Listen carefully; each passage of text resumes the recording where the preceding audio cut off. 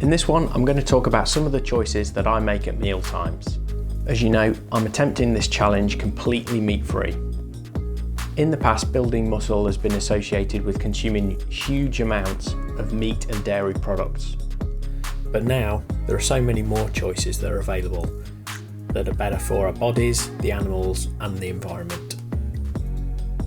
I became meat-free about 5 years ago when I was working away from home and eating out every night, and it just seemed like a good way to reduce the calorie intake and keep a little healthier when working long hours and not having your own kitchen. During that time, I also ruptured my Achilles tendon, and I believe that the better diet definitely assisted in my recovery, and the repair has remained strong ever since, all of this without surgery. Since then, I've learned much more about meat-free and vegan lifestyles, and tweaked other things about my diet. I don't eat a lot of dairy products. In fact, the only ones I have are some occasional cheese and skyr yogurt, and I also occasionally eat fish. I do include eggs in my diet, and we source these in bulk from a local free-range farm. So, what are the regular things that I base my meals around to provide protein to aid my challenge of gaining muscle, and I include in the shopping cart every week? Beans or legumes. These are super cheap and can be bought in tins or dry. All UK supermarkets stock a good range of tinned or dry beans and legumes.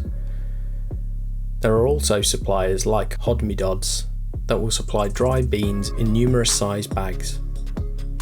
Dry beans require soaking and boiling preparation ahead of time, so for convenience the tin varieties are instant and can be eaten cold after rinsing. Tofu, or bean curd, is made by coagulating soy milk and then pressing the resulting curds into a solid white block of varying softness, a little like making cheese with dairy milk. I almost exclusively use the hard tofu in everything that I cook with it. Tempeh originates from Java and is made from fermented soybeans.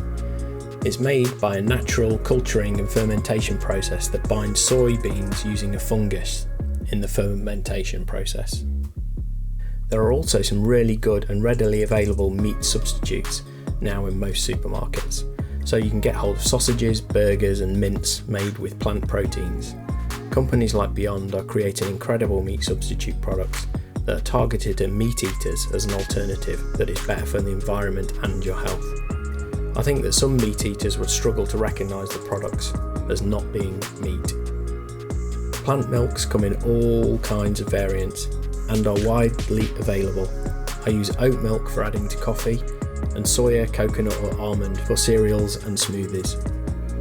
Eggs also feature in my diet on a weekly basis, and along with some occasional cheese and fish, prevent me from being called vegan.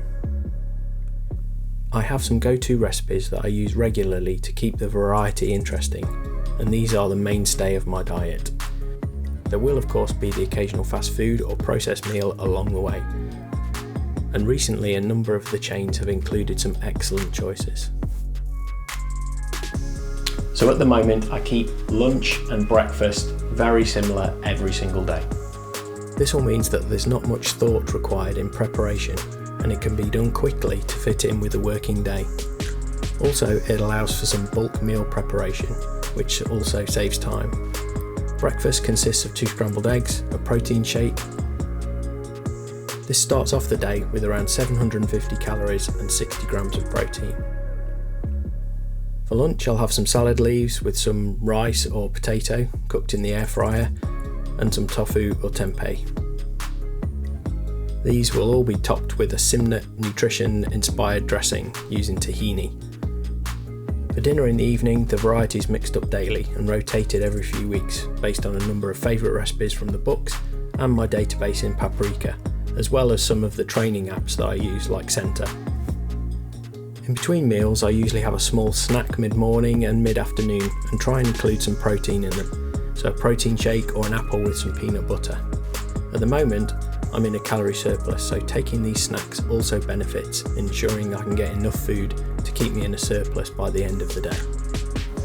So that's a look at some of the things that I'm eating as part of my challenge.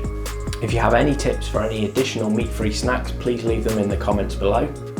If you found any of this useful, please give it a thumbs up and let me know how you get on if you've tried anything that I've mentioned.